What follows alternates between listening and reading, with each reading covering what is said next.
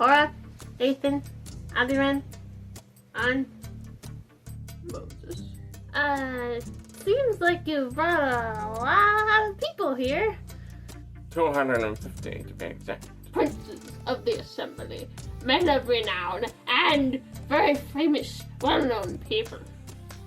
Yeah, I noticed there are a lot of famous people here. But why are you here? We're here because you've taken too much on yourself. Aw, thanks for your concern, guys, but I'm okay. I know this is a big job, but I've got lots of help. No, I mean you've taken too much power.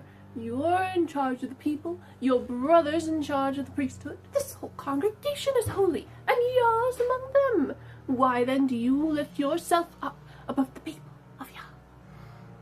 And when Moses heard it, he fell on his face, and he spake unto Korah and all his company, saying, Tomorrow, Yah will show who is his and who is holy, and whom he has chosen he will cause to come near to him. Would you mind sitting up so we can hear you? Korah, you and your people take censers, put fire on them and incense, and bring them before Yah tomorrow, and whoever Yah chooses shall be holy. Deal. Glad to hear you agree that you've taken too much on yourself. No, you take too much on yourselves, you sons of Levi. Is it no big deal to you that Yah lets you work in the tabernacle and minister to the congregation and come near to him? Ah, I see. You and Aaron are more special than the rest of us Levites, and we should be happy with our little jobs. Do you really want the priesthood too? And who is Aaron that you're going around complaining about him? And Moses sent to call Dathan and Abiram, sons of Eliab, and they said, We will not go up. Is it a small thing that we should forget that you brought us out of the land flowing with milk and honey to kill us in the wilderness? Okay, I'm confused. Are you guys talking about Egypt, which clearly had problems, or are you talking about the Promised Land? Because you guys, if you remember correctly, are the ones that messed all that up. But you're the one who told us that we couldn't go up into the land. Yes, we did. Only after you guys whined and cried so much that Yah wouldn't let you anymore. Besides, you remember what happened when the people went up against the Amalekites without Yah being with them? They just... We are talking about you and your poor leadership skills, and you have made yourself a prince of us. No, I haven't! And you haven't taken us into any land flowing with milk and honey. I tried to, but you... Are you going to put out the eyes of these men? What? Why would I do that? We will not come up, and that is the end of it, my friend. You are not my friend. And Moses was very wroth and said unto Yah, Respect not their offering. I have not taken one donkey from them, Runaway donkeys often drag men through the mud. or hurt any one of them.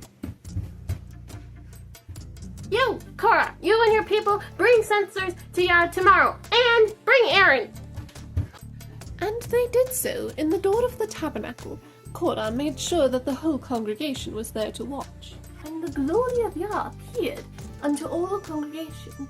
And Yah spake to Moses and Aaron, saying, Separate yourselves from this congregation, that I may consume them in a moment. And they fell on their faces and said, Oh, Elohim, the Elohim of the spirits of all flesh, will you be angry with the whole congregation for one man's sin? And Yah spake unto Moses, saying to tell the congregation to get away from the tabernacles of Korah, Dathan, and Abiram.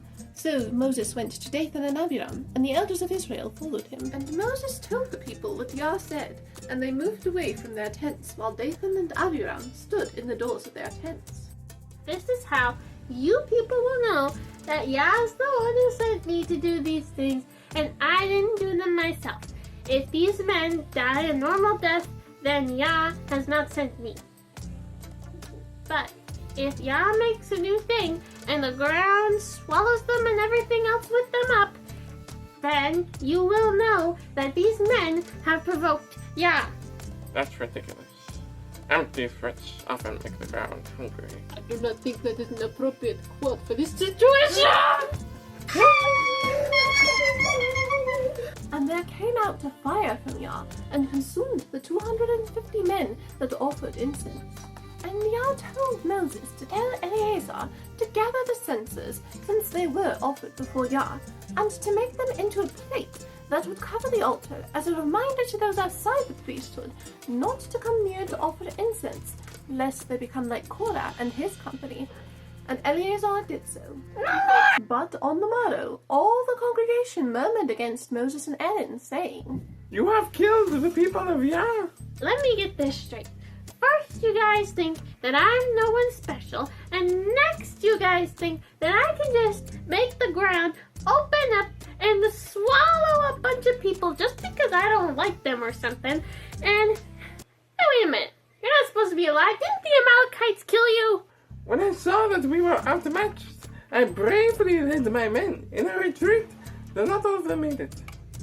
Questioning the biblical accuracy of this.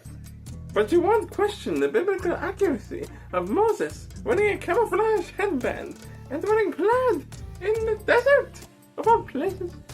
Okay, whatever. But with this whole thing with you surviving... You shall never be rid of me. Now, what were we doing? You guys were complaining about me. Again. Ah, yes, that is correct. That is right in every way. Now, I shall continue to tear you apart piece by piece with my complaining. Oh, is that the glory of Yah, the tabernacle? And Moses and Aaron came before the tabernacle, and Yah spake unto Moses again, saying, Get you up from among this congregation, that I may consume them in a moment.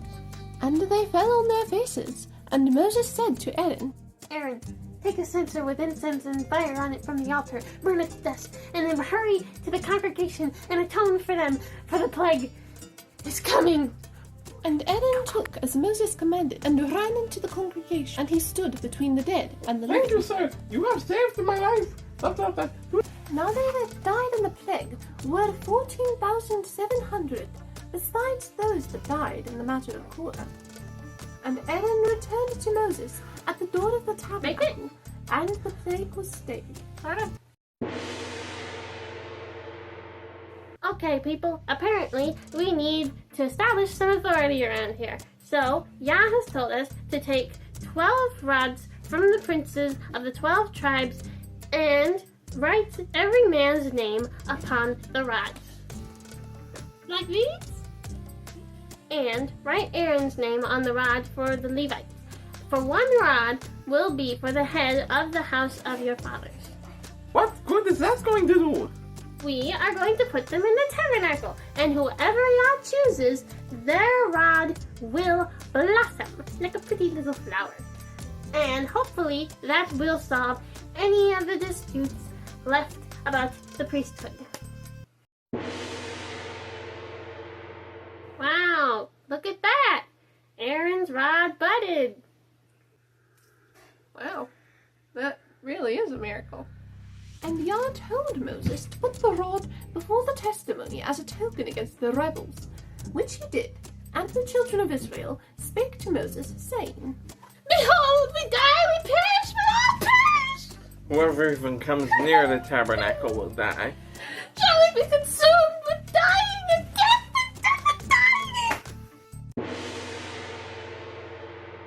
And Yah spoke to Aaron about the duties of his priesthood and the duties of the Levites, and how they could properly execute their offices without all being, well, executed. And Yah told Moses to tell the Levites that even though they received tithes of the children of Israel, they themselves were still to tithe the best of it as a heave offering to the priest. Okay, here we go.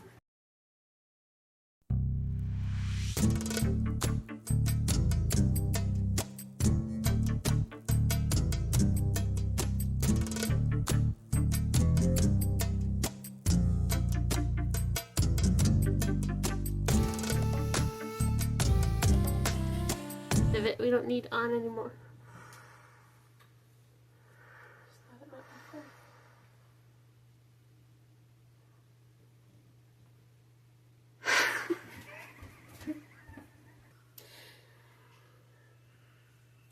Behold, we die, we perish, we all perish! Whoever even comes near the tabernacle will die. Shall we be consumed with dying